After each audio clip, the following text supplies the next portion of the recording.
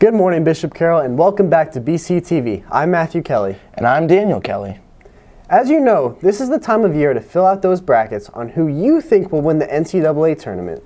To kick off this broadcast, here's a special March Madness segment with George. Let's check it out. It's March, and that means it's time for March Madness. I'm George Walden. And I'm Anders Lara. Today we are unveiling the full bracket this March, but instead of basketball, it'll be the craziest teachers here at Carroll. That's right. This bracket will determine the craziest teacher Carroll has to offer. We've got 4 regions of madness. Let's start with the lunchroom supervisors. This region is filled with undoubtedly insane lunchroom supervisors. And leading the insanity is the number 1 seed, Mr. Blanton. Blanton is a heavy favorite this year, looking to crush all the teachers. We visited Blanton about his motivation this year. What's up? I'm here with Mr. Blanton, a heavy hitter for this year. Mr. Blanton, what could winning the tourney mean for you? How big could it be? It'd mean everything. It's been a long time since I got to this. Just being here is important, but winning it would mean everything. And I've got the experience, and I'm mobile, agile, and I think I can beat all these other teachers. Thank you. Very inspiring, Mr. Blanton. Very inspiring.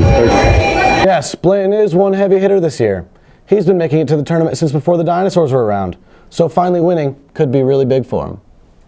Now we move on to the coaches region of the bracket, where we have a tough battle between Coach Swords and Coach Skaggs. Both of these coaches could go very deep this March. This is a very tough matchup. You know, it all boils down to who has the better history. I don't mean classes, I mean experience. Skaggs is pretty crazy, but he never seems to win in the playoffs. Swords, on the other hand, knows a lot about championships. I won't be surprised if Sword brings all of his rings to spite Skaggs. Now at the bad and math region, there's a big Cinderella story going on. The number 1 seed, Mrs. Fox, is by far the most insane teacher in the building, but dark horse Mrs. Collins is looking for the big upset this year. We have analyst Gavin Evans here today to break down the matchup. Oh boy, do we have a Cinderella story here today. Mrs. Fox has to be the toughest teacher to go up against in this bracket. But oh boy, do we have a challenger here. Mrs. Collins is one of the craziest teachers in all my years. I've never seen a matchup like this. I mean, is she special? Is she special or what? Is she special? Special? Anyone? She's definitely gotta be special, doesn't she? Thanks, Gavin, for the in-depth look. Finally, we take a look at the Spiritual Saviors bracket, which might just be the most competitive region this year. Yeah, for sure, George. Mr. Langenfeld and Mr. Bidding are some mad teachers. They're making this year's bracket real interesting and real bold. Very, very, very bold. Don't count out Mrs. Johnson. She could be one wild teacher, and she's not one to take lightly. She deals with the Eagle Cup every year, and we all know how that turns out. You know, Father Sam does have God on his side. Could potentially be a big upset this March. Are you sure? This is Miss Johnson we're talking about. I'd have to agree. Expect Mrs. Johnson to go deep in the tourney this March. And just like that, that's the official 2019 Teacher Madness bracket. It is complete. Who are you going to choose for to win it all? Oh, I for sure know who I'm going to choose, but I don't know if I want to say it. I don't want to get in trouble. Come on, just say it. Well, the teacher I would definitely choose, I think, is going to be... Wow, thanks for that, George. We're excited to see who comes out on top. Speaking of talent, did you see the senior versus faculty basketball game? I really thought the seniors were going to pull through, but the teachers did prove me wrong. Fortunately, we were able to mic up a few choice seniors and teachers to hear some of their pregame thoughts. Let's hear it. All right, we ready? Senior faculty basketball, taking odds right now. Over under about 15 points. I got Graber having 23, 24. Hey, all right. Hey, don't anybody cuss by me. I'm mic'd up. Don't anybody cuss by me. Don't cuss by me. I'm mic'd up. And don't ask me no stupid questions. What are you doing? What are you doing? Are you constantly recording me? I think that guy's constantly recording me. Yeah. You ain't got no last-minute miracles like 2 years ago. I know, we're out of those. We're just going to get it from the get-go. All right, 20-point lead from the very start. All you had to do was make 2 of them. That got pretty intense, but I definitely think Matt Dugan had the best shot. Speaking of exciting news, we have a few upcoming events. Tuesday, April 2nd, is a testing day for freshmen, sophomores, and juniors, with no classes for seniors. On Wednesday, April 3rd, freshmen will arrive at 7:55 and finish up their testing. It is a late start for sophomores, juniors, and seniors.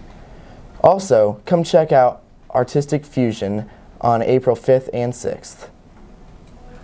In addition, juniors, keep in mind that Thursday, April 4th is the Junior Girls Retreat, and that Friday, April 5th is the Junior Boys Retreat. The Senior Girls Retreat is Thursday, April 11th, and the Boys Retreat is Friday, April 12th. We have a few upcoming Eagle Cup events, so come show your Eagle pride on Thursday, April 4th at the Girls Swim and Dive Meet. Then we have the Girls Softball game on Tuesday, April 9th. And finally, on Friday, April 12th, do not miss the Girls Soccer game. Since we're on the topic of sports, let's check in with John for your sports updates. Welcome to Sports. The spring sports season has started very well. Track had a meet yesterday, and soccer did as well. Soccer's 2-0 and currently in the Titan Classic. They've been doing well, and a win would be fantastic. With 4 returning seniors, soccer's where it's at. Now let's move to the diamond, cause baseball's up to bat. A swing and a homer with a record 3-0. We have an edge with 13 seniors, so go Eagles go. Softball's starting strong, but has big shoes to fill. With 5 returning seniors, I know we got the skill. They played West yesterday, and I just couldn't wait, cause last year was awesome, they got second in state. Now we have swimming, whose season's underway. They had a meet against North and Heights yesterday. They have 43 girls on the team this year, which means we have no need to fear. To the court, tennis has a record of 1-0. They played yesterday at North, man, what a show. Now we got golf. To the green, yeah, there's no time to intervene, and they got a match on Monday, so represent, don't delay. BC, you know. BC, you know. MC, Treehouse. Thanks, John. Keep it up, Eagles. We'd like to give a special shout out to Wichita Adore Ministries for kicking off our Lenten season with an amazing Eucharistic adoration service. Our choir had an amazing concert Monday, and band had a great concert Tuesday. Great job, guys. Now for Lunchroom interviews with Ray and Dre. Mr. Zullis, how does it feel to be Teacher of the Month? Man, it's amazing, Ray. How are you going to celebrate? Well, I am going to come to play rehearsal tonight. That sounds like a good plan. I'll be there. Thanks, man. If you are the bus driver and you pick up 10 kids at the first stop, you pick up 11 kids at the next stop, but you drop off 5 at the last stop. What color are the bus driver's eyes? Brown. No. What? Blue? I don't know. What color are your eyes? Blue. You're the bus driver. Oh, Gray. I'm the bus driver. What word starts with the, ends with the, but only has one letter in it?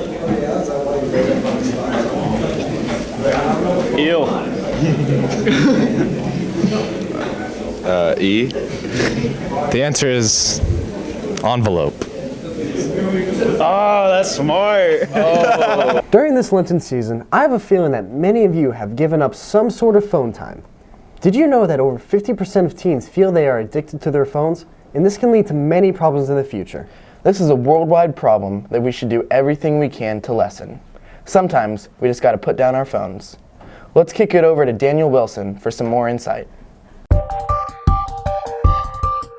In recent times, there has been an issue concerning teens with cell phone usage. 95% of teens have access to a smartphone, and 45% of teens use smartphones daily. 3 of the most popular apps on the internet are YouTube, Instagram, and Snapchat. 85% of people say they use YouTube, 72% say they use Instagram, and 69% of users say they use Snapchat. Now, we've gathered students from both extremes of phone usage to ask them a couple questions. Let's see what they have to say.